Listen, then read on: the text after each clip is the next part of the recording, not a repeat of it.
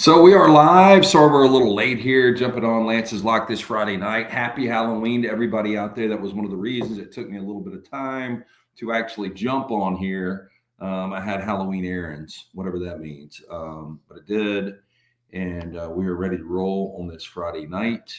So we appreciate you guys jumping on board.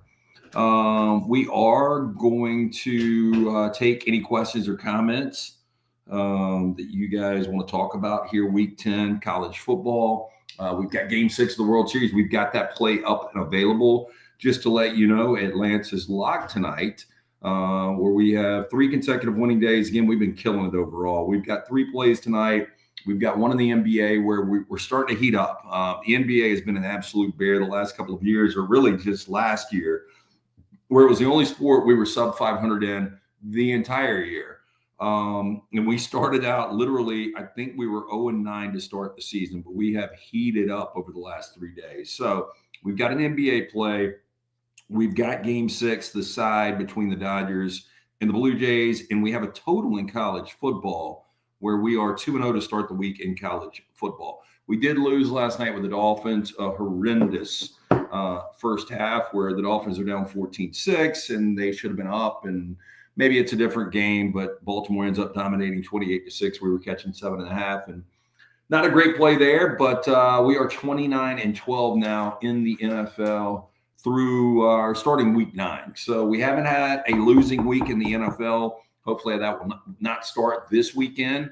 We'll see what happens there. But if you guys want to jump on, talk about any of these games, we can go through updated numbers, sides, totals, anything week 10. Tonight's game, again, I've got 1 game in college football up and available right now. I'm still trying to figure out how I am going to navigate this ESPN situation. So if anybody wants to jump on, I haven't gone to social media outside of posting that I was going to be live here at 5:15, and I'm roughly 20 minutes late. Long story, had a lot of errands to run, but if you guys have any comments and any solutions, the easiest solution, just to let you know, it was on DirecTV forever. When they got rid of Sunday Ticket, got on YouTube TV. I finally got adjusted to YouTube TV. Really liking that right now. I love the quad box. And I wake up this morning and I knew there was some kind of a dispute going on. I didn't think it was realistic that ESPN would be pulled, and ABC and SEC Network and all of these pivotal college football Saturday and even tonight channels, because I've got a total in North Carolina, Syracuse in the ACC game going off at 6:30 tonight, ESPN, so going off in less than an hour, and I don't really have the ability to watch it. First world problem, I know, but if you guys have any way for me to figure this out, please, I would appreciate that. So any questions, comments, if you guys want to jump on here, we would appreciate it. We're doing this every Friday night. We're going to do it every Saturday morning as well. Live shows. My backdrop, it sucks right now, but we've got this thing dialed in. New equipment has been showing up over the last couple of days. So I've got that. We've got paint samples. So we're about to do something really cool with this office. So I'm excited about that. Ryan, cheers. I would say it's my first beer of the day, but I had a couple at lunch. It's Friday, though. It's Halloween. That is good. Pernicious Wicked Weed, if anybody is wondering. Big IPA guy. IPA not good for the body, but so good. Had a couple of buddies over last weekend. I don't know how you drink that shit. I'm like, I don't know how you drink some of the shit you drink, but the IPA, just fantastic flavor. And anyway, the Pernicious Wicked Weed, I would highly recommend that. Anything you guys want to get on and talk about? I'm telling you, tomorrow's card, we might have the smallest card we have had. Starting to dive into some totals. I've only got like 4 or 5 games that I'm really, really liking right now. Last weekend, we were lucky to survive a Saturday at 4-5, some weird games. And we got some benefits too, some breaks. Missouri didn't go our way. If Pabula doesn't go down, I think we're okay there. But we were really fortunate. What we were able to do with the Texas win, that fourth quarter comeback, and then winning by 7 in overtime. It's tough to actually navigate and thread that hole, but we did it. And then the other game, Miami. And what they did in the second half against Stanford was pretty incredible to get the cover there. And I am totally convinced Mario Cristobal had Miami people, maybe even Michael Irvin in his ear saying, we got to get this cover here. We're laying 29.5. You guys have been really dicking around, and it's time to get it together. And basically every single drive in the second half, they went down and scored. So, we get some bad beats. We, get some games we probably shouldn't. It kind of balances out. So anyway, with all that said, we are looking for a perfect Saturday. We have had now 3 or 4 perfect Sundays through 8 weeks, which is insane. Now, again, different numbers. I think we've had 3 3-0s and 1 2-0 this past Sunday. And one of the reasons that we're 29-12 right now in the NFL. But if you're just jumping on here, and would love for you guys to join us every Friday right here, every Saturday morning. Hopefully we're going to be doing this more often. We're going to be doing it on YouTube. I'm trying to build out this office where it's very simple for me. I know I'm technically challenged.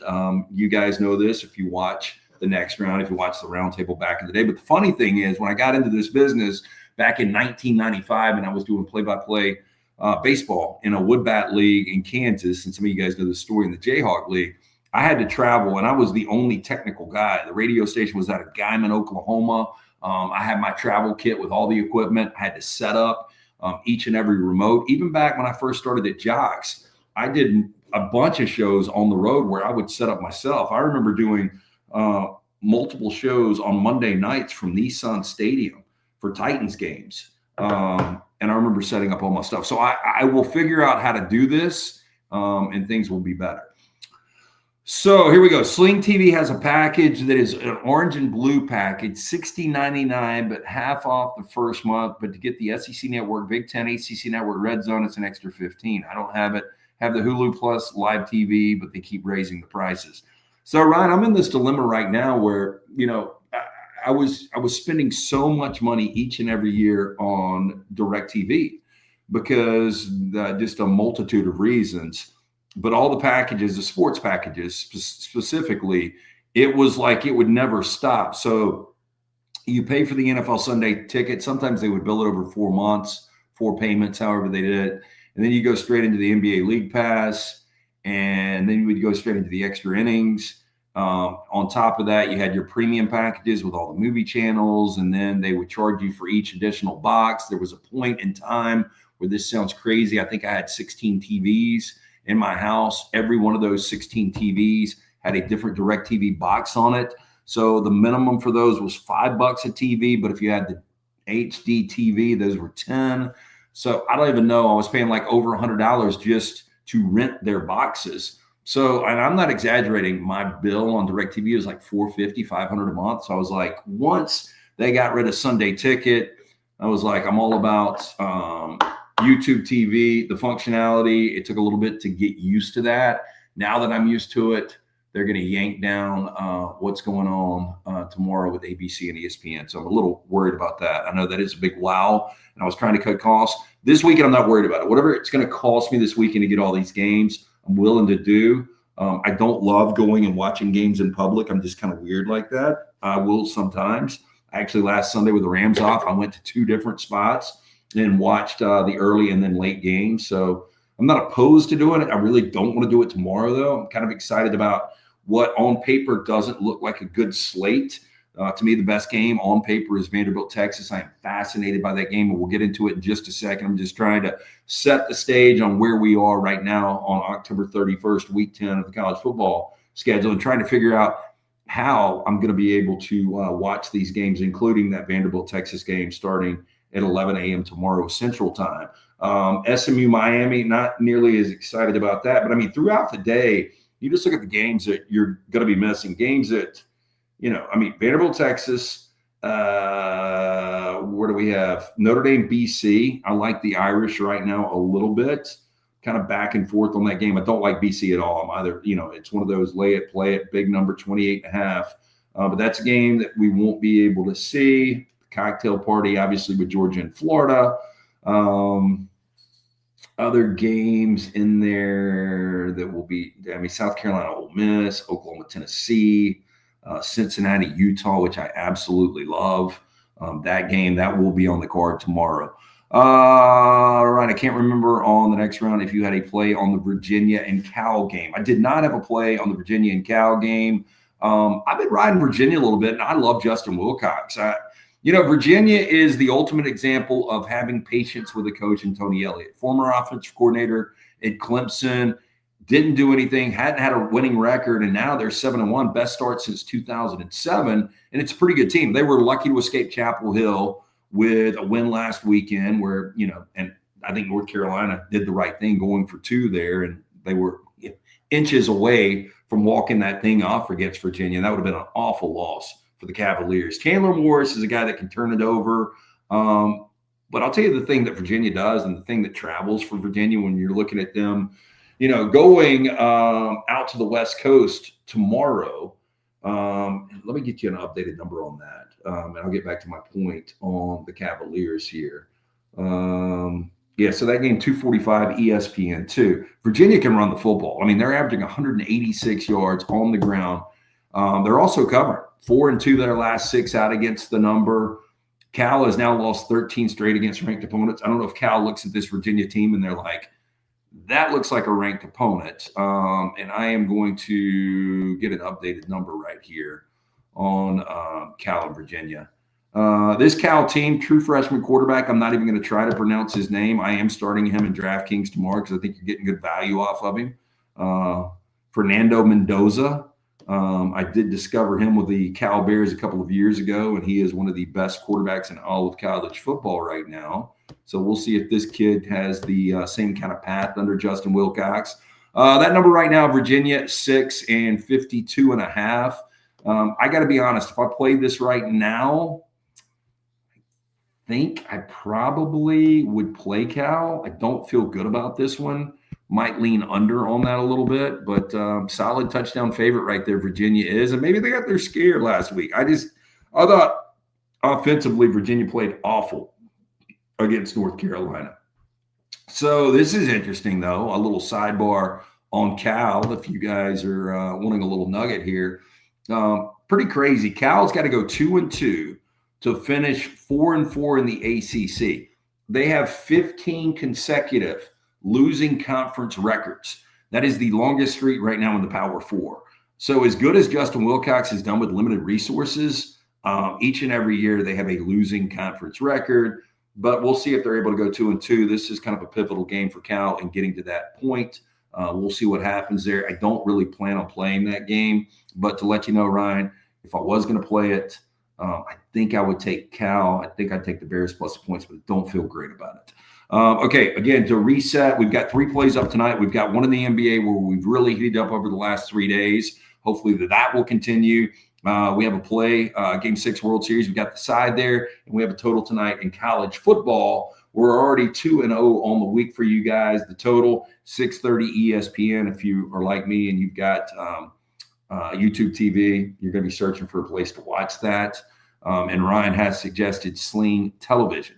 Some people are saying Fubo. I'm just looking for the easiest turnkey way to push a button and have all these channels tomorrow. And if it costs me $50 for the day, to me, that's going to be worth it, where I don't have to get off my couch and I can drink my bourbon and drink my beer and stumble into my bathroom and don't have to deal with it. So 1 day fix. I'm hoping by next week they've got this whole thing situated. The disagreement between ESPN, ABC, and YouTube. And I know, obviously, it's all about money, and hopefully we'll get this thing figured out. Tomorrow's card is not great, but it doesn't really matter. That's why wagering makes everything so much better. You guys know this. I mean, last night I had a freaking play. The only college football game we gave out last night was the over in Tulane and Texas San Antonio. And Texas San Antonio ended up stomping their guts. Was pulling for Tulane because John Summerall is a friend of the show, and he's an easy guy to pull for. And immediately when they lost, and they lost going away, everybody was going to ask about the distractions and possibly him thinking about other jobs. And, he was asked about that. I don't think that had anything to do with it. I just think, Texas San Antonio hasn't played up to their potential. And I don't think Tulane is very good. I think they're solid. I don't think they're a team that, coming into that game, sitting at 6-1, and people were talking about potentially a college football playoff contender. I didn't see that. So the way that game played out, I almost played Texas San Antonio. I know it's easy to say now, but it came down to either playing the Roadrunners or playing that over. We played the over. We easily got there. It would have been an easy winner on either side. But those are some of the weird plays that we will have out there. And my point on that whole ramble there was Tulane UTSA having a total makes that game so much more to watch. I've had Hulu for over 4 years, and I'm like you, I'm used to it, so I'll pay for the easiness of what I've already, but Sling TV has those options if that helps. I appreciate that, Ryan. Yeah, anybody else that's got any suggestions? I know I've got a bunch on X that I haven't checked out, so I'm going to go back through that. I asked about a disturbing movie with it being Halloween. Girlfriend will not watch disturbing movies. I really don't like them either. I do find it interesting because I've got one friend that is into the weirdest movies. And like he put me on one called The Coffee Table. Holy shit. If you haven't seen The Coffee Table, don't. But he likes all these weird movies. And then you start to do, like, I think it's called the Armenian film. When you start to look at some of the films that have been done and banned in other countries, I mean, if you're old like me, you remember Faces of Death. But some of these movies are absolutely disturbing. Not that I want to see them, but I was just wondering what some of the more disturbing movies out there are. I'm shooting off a text, so bear with me one sec. But we will get into the meat of some of these games. Any that you specifically want to get into, let me know, and we will cover those. Again, we're going to be jumping back on in the morning, and we're going to be talking Week 10 and then Week 9 of the NFL. I do appreciate 75 of you guys are on here right now. We're roughly around 200 live every time we do this. And, you know, we're trying to build those numbers. I know a lot of people are out doing a lot of different things with Halloween. I dropped my kid, and that was one of the reasons it took me a while to get back here. I had to stop by the New York Butcher Shop, and I had to pick up beer and wine and food and all that kind of stuff. And I never get trick-or-treaters, which I don't mind, honestly. But just in case, I did pick up some candy. And I went with two of my three favorites. We did a mystery fifth hour, not to give that away, but we talked about our favorite candies today. And I picked up Tootsie Pops, which I love. I never have them, but I love them. And then Reese's Cups, which, if you guys want another little factoid, the most given candy in the United States on Halloween is the Reese's Cup. 13% of all candies purchased and given out are Reese's Cups. So I lame it out and did that as well. We aren't going to lame it out for you here on college football tomorrow. A couple of games. Let's look at it. Vanderbilt in Texas. And Ryan, we'll get to your pick three in a little bit, and we'll go through those. I don't think I'm going to have a play on this game. I'm going to be pulling for Vanderbilt. I don't know what the situation is with Matthew Caldwell and Arch Manning. I do a hit with our friend Chip Brown every Thursday in Austin, Texas. And so sometimes we just get into a casual conversation. I'm on there between 30 minutes and an hour each and every week. And so, you know, they'll ping me with questions about the SEC, but then, you know, I'll try to get a little Texas info as well. And I asked him about Arch, and the way they set it up, they believe Arch is going to be playing. And if you go back to the fourth quarter this past weekend where Texas, I still don't know how they won that game in Starkville. Not only won, but covered the 6.5 for us. Arch was really, really good in the fourth quarter. And you look at it, you're down 17. So you got to figure it out. You got to play with urgency, and you know you're going to be slinging it all over the place. But Ryan Wingo was really, really good. I mean, 5 grabs, 184 yards. I think coming into the season, we listed our best 5 at each position, and I had Wingo, I think, as my number 1 receiver or number 2 receiver. Don't think I had Ryan Williams at number 1. I hope I didn't have Ryan Williams at number 1. Anyway, there was a Wingo sighting. You wonder if that will continue. He was really good. Anthony Hill was really good defensively. I mean, obviously, Texas has got one of the best defenses, number 10 scoring defense right now in college football, giving up less than 15 per game. But these numbers, they're trying to – this is what's interesting about Texas, and there's other examples. Like when we talk about Georgia is 6-14 their last 20 out. A lot of this is brand. It gets inflated. And Vegas is smart. They know where to put these numbers, but at the same time, they also know where the public's going to gravitate, which is typically power. And the public loves playing ranked, really good teams. Texas, 2-8 their last 10 against the number because, you know, Arch Mania, when it started week 1, the numbers were out of whack because everybody just assumed Texas was going to be really good. And the fact of the matter is they've been lucky to survive back-to-back road wins against Kentucky and Mississippi State, two teams that have yet to win an SEC game. And you get to this game against Vanderbilt, and I do want to check this current number because I think Vanderbilt's a better team. Now, Texas has obviously got the better defense, but there is something about this Tim Beck offense with Diego Pavia. Wasn't great last weekend. Now, this thing's stretched up. Texas 3 now. I want to pull for Vanderbilt. I thought their offense was awful last week. I mean, Pavia, 129 passing, 20 rushing, had 1 touchdown, had a turnover. This total is low at 46.5. I think I probably would take a look at this under. I know it's never fun to wake up some of you guys with a hangover and playing an under. But I think this might be something that I do take a look at is this total tomorrow in Austin, which is 46.5. And I think that could end up being a pretty solid play right there. But again, I'm pulling for Vanderbilt. It opened up at 3.5. It's sitting at Texas 3 right now. I think it would be fascinating if Vanderbilt, there was a time in my life and probably in most of y'all's where Vanderbilt was so bad, people talked about this team doesn't need to be in the SEC. And now this team is squarely a top 10 team. This is their 4th ranked matchup of the month of October. Well, I guess technically it's going to be November, but anyway, 4 in the last 5 weeks. And in their history of their program, they've only had 9 total ranked versus ranked matchups. So it shows you the job Clark Lee is doing, the impact of a really, really good collegiate quarterback in Diego Pavia, and a really good defense. I mean, they're giving up less than 19 points per game. So it is the top half of the SEC statistically in defenses, and I think they'll be able to hold Texas in check.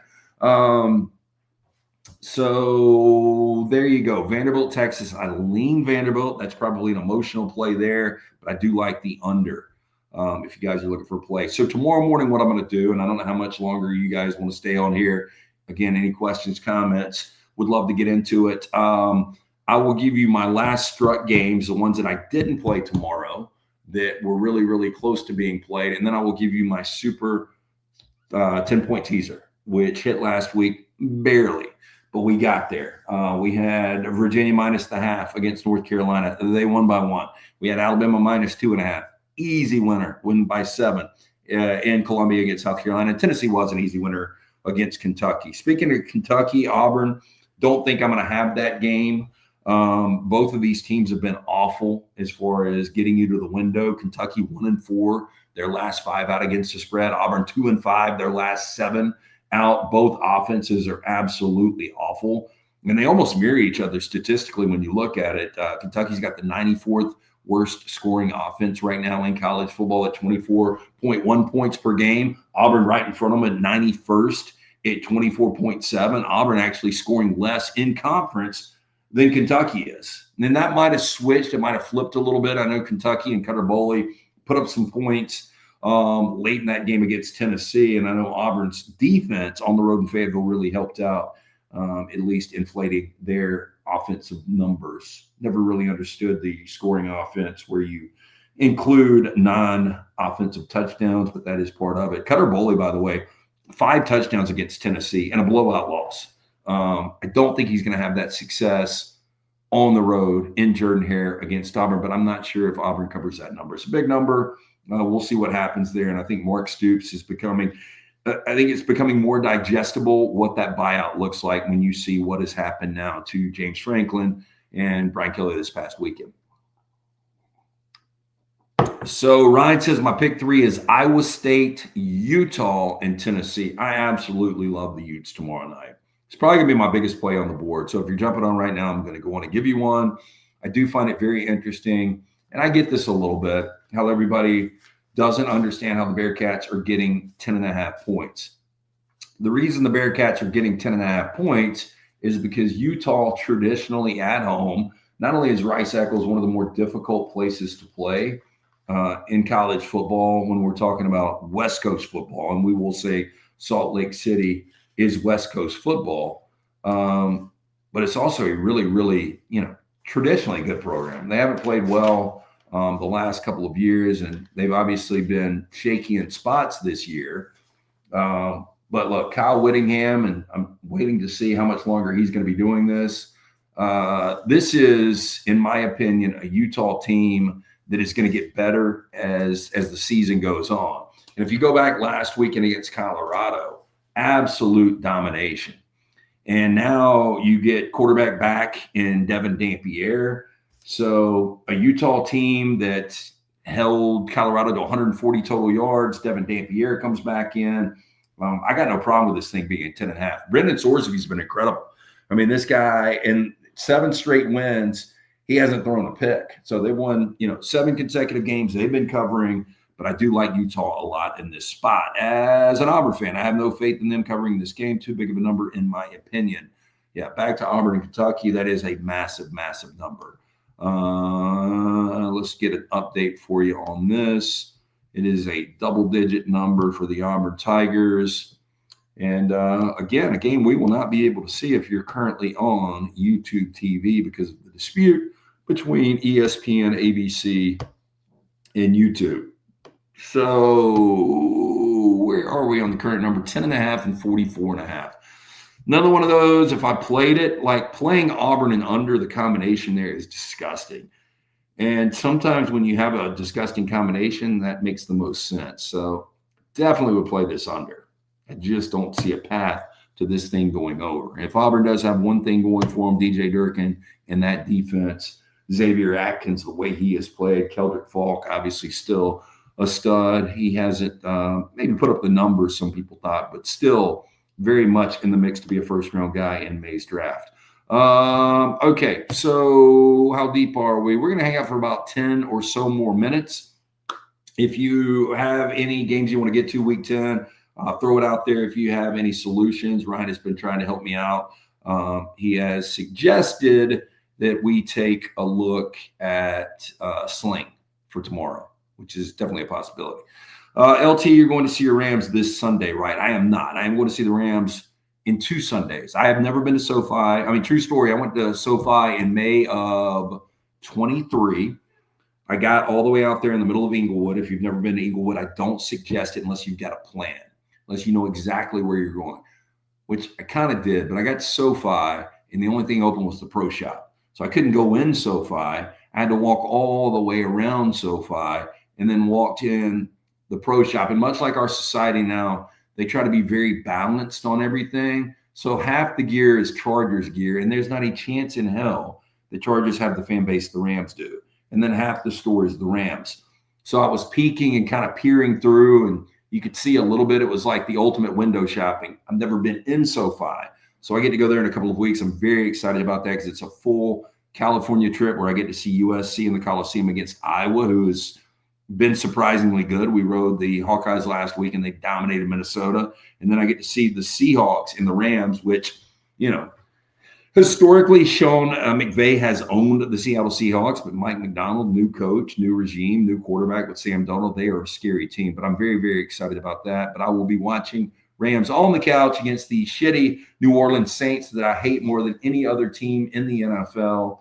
No reason to really hate them this year. Tyler Shuck will get his first start, and the Rams a 14.5-point favorite. So hopefully the Rams will have an easy winner there, one of those I don't have to sweat. You heard Bullet and Chili barking when I knocked there. Again, happy Halloween. Appreciate you guys jumping on. We got 94 of you live right now. I don't know what y'all's plans are tonight. If you've gotten old like me, it is steaks from the New York Butcher. I will watch Game 6 of the World Series. Fire Pit is in play, and potentially some kind of good movie. I just don't know what yet. So if you got any movie suggestions, I'm one of those that as much as I like movies, and I probably still see 2 or 3 movies a week, even during football season, and I probably have 2 or 3 shows going at one time all the time. So any show suggestions you guys ever want, I am here for you. Again, if you guys want to jump on anything, you're rolling up on 30 minutes right now, week 10. We've got 3 plays available today. We're already 2-0 in college football. We've got 3 straight winning days going for you. I think we've won 4 of our last 5 in the NBA. We've got 1 NBA play tonight. We've got Game 6 of the World Series where the Dodgers are obviously in a corner. Yamamoto, we'll see how he throws. tonight. But this Blue Jays team, scrappy. That's all I can say. Very, very scrappy. Under the radar horror movie, VHS 1 and Antlers. I took a look at Antlers a couple of years ago and didn't see it. I will tell you, it's funny, disturbing. I had people put in The Crying Game, which we all know The Crying Game, how that thing played out, or most of us do, back in the 90s. I think it was either Roger Ebert or Gene Siskel when they used to have the Siskel and Ebert 2 thumbs up movie reviews back before we had, social media and internet and all that kind of stuff. And so that was just a go-to great 1-hour show where they would preview 4 or 5 movies and they would give thumbs up or thumbs down. But one of the two, both Chicago critics, one of them gave away the ending to The Crying Game, and they revoked his Oscar passes that year when The Crying Game was nominated for best film. I mean, he basically came out and said, hey, at the end, chick's got a dick, and completely spoiled the ending for everybody. But that was on my list of disturbing movies that you guys recommended today. Requiem for a Dream. Tyler, our producer on the next round, he brought that up a couple of days ago. If you're a Jennifer Connelly fan, boy, she gets in a really, really tough situation. That's why you say no to drugs. That's why, back Nancy Reagan doing that campaign in '84, if they would have had the clip from Requiem for a Dream, the flashlight party with Jennifer Connelly, that's all you need to do. We'll scare the kids off of drugs. I guess also, the scene where I guess it's Jared Leto loses his arm because of a little too much heroin, that'll scare you off of it too. Anyway, I don't know how I got on Requiem for a Dream. I just pulled myself into that corner. I don't know about VHS 1, but I have heard of Antlers. And again, I almost watched that. I think it's something supernatural. I don't know, but I kind of remember that. Also, just to let you know, I have Hulu Plus Live, but the Sling TV options are cheaper. But since you have Hulu already, familiar with the interface, I would go with the Hulu Plus Live TV. There has got to be one of these simple trial week packages I can do. So I think I'm probably going to gravitate to that, see what happens. But I want to take care of it tonight. We're going to have to deal with it in the morning. Okay, so we're going to get out of here. I don't know if there's any other games you guys want me to touch quickly before we get out. A little note, 6 undefeated teams still in college football. How many of these teams could potentially lose? We'll do this before I jump off. Ohio State, this was the marquee game of this Saturday before the season started, and now Penn State, 4 consecutive losses. I don't think there's a shot in hell Ohio State can lose to Penn State, who doesn't have a quarterback or a head coach right now. Indiana's interesting, and I would hate it for Kirk Cignetti, and not that I respect what Cignetti's doing now, the 3rd highest paid coach in college football. I love me some Fernando Mendoza.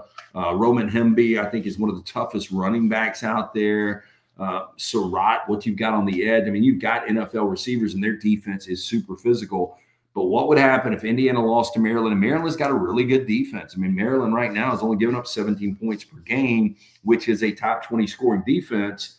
Everybody would say, see, Indiana goes on the road, they play an average team, they lose. But I don't think Indiana can lose this game. Again, healthy favorite there. Ohio State, Indiana, they move forward, still undefeated. A&M is off this week. BYU is off this week. But it does get really, really tricky. I think Navy's going to lose. Navy's going to Denton to take on the Mean Green, 11 a.m. ESPN2. Again, might not be able to see that. But I think North Texas, with that North Texas offense, I think a little too much. Navy hasn't been tested at all. I mean, look, they've won 10 straight, but they're 1-5 their last 6 against the number. Their 3 remaining American Conference opponents, North Texas, Memphis, South Florida, combined record of 20-4. Good luck for Navy. I don't think the winning is going to continue there. And they're taking on this Mestmaker quarterback for North Texas. Below the radar, nobody talks about this. He threw for over 600 yards against Charlotte last week. So they are putting up some massive offensive numbers. It's number 1 scoring offense in college football. Nobody's talking about that either. So Navy's rolling in there tomorrow. You're laying a pretty solid number here with North Texas. I think North Texas is a pretty good play, but it's an 11 o'clock game, and it's one that I haven't really dialed in on yet, but I do lean North Texas. So I think Navy is one of the 6 undefeateds. They're out. And then the other one that gets really interesting, and you heard me talk about this game today on the next round is Georgia Tech heading to Raleigh to take on North Carolina State. Look, North Carolina State, not good. It's a bad defense, one of the worst defenses in the ACC. They give up roughly 30 points per game. They have been a good covering home team. They've covered 11 of the last 15 in Raleigh there. CJ Bailey is a quarterback that puts up big numbers. As good as Haynes King has been, 19 total touchdowns this year. Actually, CJ Bailey has more with 20 total touchdowns. NC State plus 5.5. I like that one tomorrow night, ESPN2. Again, hopefully I'll be able to watch that. We'll see what happens. Ryan, you were my only guy that was asking questions. We got 105 of you live. I know a lot of people are doing different things for Halloween, but really appreciate you guys jumping on. Tomorrow, I will give you the scratch plays. I'll let you know how many plays we've got. We probably will not have any, even if it goes to Game 7 tomorrow night in the World Series. We probably stay away from that. We'll stay away from the NBA. It will be nothing but college football focus for Week 10 tomorrow, where we're already 2-0 at the college ranks this week. So jump on board, win with us, lanceslock.com. You can get the daily package, weekly package, monthly package is only $100. One last thing from Ryan. Speaking of Indiana, if the Big Ten championship game was played today, who do you like between Ohio State and Indiana? Indiana's been more tested. Ohio State's got the brand. Ohio State's got this dominant defense that gives up no points whatsoever. Ohio State, believe it or not, is one of the brands that continues to cover. They're 10-0-1. Their last 11 and out against the number. I think Ohio State, just based on brand in this game, would be a 7.5, 8-point favorite. I would like Indiana. I don't know if Indiana would win the game. Julian saying, I think he's the real deal, but Mendoza's a better quarterback right now, in my opinion. I mean, the more talented roster, probably not even close, Ohio State. The way Sig gets these guys to play together, and there's just no missed assignments. Everything is so airtight in that program. It's just been an incredible, masterful job that he's done. 19-2 in his 21 games as head coach. So I think I would play Indiana. I've kind of fallen into this Indiana trap. I don't know why I like this program so much. I just love this underdog stories with Vanderbilt and Indiana both. I want to see both those teams in the college football playoff. I think we can almost book Indiana as there. And I think Vanderbilt, if they win tomorrow morning, and another reason I've got to figure out this stupid feud between YouTube TV and ABC ESPN, because I've got to watch that game. Anyway, you guys have a great night tonight. Appreciate you jumping on. Be back in the morning, probably around 9 o'clock, but I'll give you guys updates. I'll send it out on X. And if you have any questions or comments you want to DM me tonight, if you want to work on games for tomorrow, anything you guys want to get into, would love to talk about it. So really appreciate it. Tell your friends.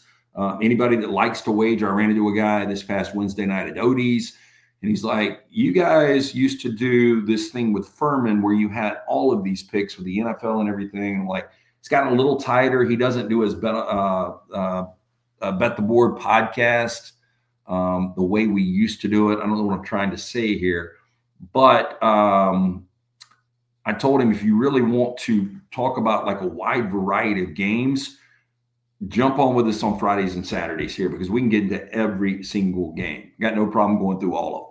So tell whoever likes to wager, likes to follow this, whether it's an office pool or you've got an account open at mybookie.ag, jump on and we can get into every and anything.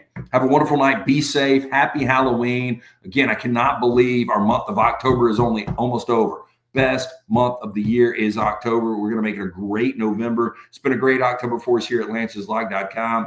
Free play is up right now. We've got 3 plays tonight. Jump on, win with us. We're going to set the table for a huge weekend here at Lance's Log. But you guys have a great Friday night. Enjoy it. Be safe. And we will talk to you guys tomorrow morning. Thank you.